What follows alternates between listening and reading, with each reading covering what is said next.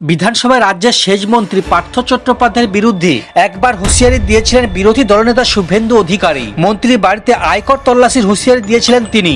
মঙ্গলবার রাজ্যের মন্ত্রী শশী পাজার উদ্দেশ্যে প্রায় একই রকম হুঁশিয়ারি দিলেন শুভেন্দু। সাংবাদিক বৈঠক করে শশীর উদ্দেশ্যে শুভেন্দু বলেন, আপনি বেশি কথা বলবেন না। আপনার অবস্থা ও পার্থ চট্টোপাধ্যায়, জ্যোতিপ্রিয় মল্লিক, সুজিত বসু, ববি হাকিমদের মতো হবে। শশী পাজা রাজ্যের শিল্পমন্ত্রী, সেই সঙ্গে মহিলা ও শিশু কল্যাণ দপ্তরের দায়িত্বও তার ওপর রয়েছে। তাছাড়া শশী এখন তৃণমূলের মুখপাত্রও বটে। বাংলা, হিন্দি, ইংরেজি তিনটি ভাষাতেই তিনি সমান দক্ষ বলে তাকে গুরুত্বপূর্ণ বিষয়ে দলের অব্যবস্থা ব্যাখ্যা করার দায়িত্ব মাঝে মাঝে দেওয়া হয়।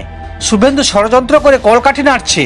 এরপর শুভেন্দু বলেন, আপনার অবস্থা পার্থ চট্টোপাধ্যায়, জ্যোতিপ্রিয় মল্লিক, সুজিত বসু, ববি হাকিমদের থেকেও বেশি খারাপ হবে। বাংলার বিরুদ্ধে কেন্দ্রে বঞ্চনার প্রতিবাদে রেড রোডে ধর্ণা চলছে। এদিন শাসক দলের মহিলা সংগঠনের নেতৃত্বে সেই ধর্ণা চলছে। দেখা যায় শশী পাজা, চন্দ্রিমা ভট্টাচার্য কালো রঙের শাড়ি পরে ধর্নায় বসেছেন। শুভেন্দু সেই ধর্ণা মঞ্চের উদ্দেশ্যে এদিন বলেন, চোরেরা ওখানে কালো পোশাক পরে হাঁড়ি কলসি নিয়ে ভূত সেজে 3 দিন ধরে ধর্ণা দিয়েছেন। শশী পাজা ধর্নার বিরুদ্ধে বিরোধী দলনেতার এহেন মন্তব্য তীব্র নারী বিদ্বেষী বলে সমালোচনা করছেন তৃণমূল। সমস্ত খবর দেখতে এই চ্যানেলের সঙ্গে থাকুন। ধন্যবাদ।